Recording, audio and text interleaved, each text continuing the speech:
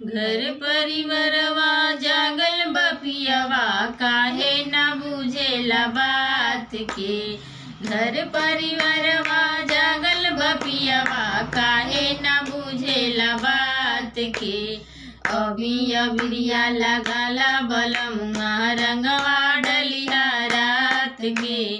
अभी अबिरिया लगाला बलमुआ रंगवा डलिया रात के।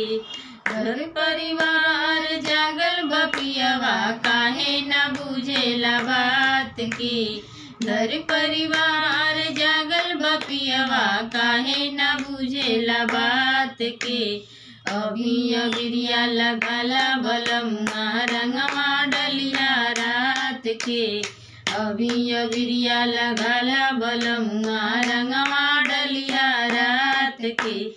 कवन गजड़िया गजा दिहल सरे हमर राजा बउरइन। कवन गजड़िया गजा दिहल सरे हमर राजा बउरइन। अभी अबिरिया लगाला बलमुआ रंगवा डलिया रात में।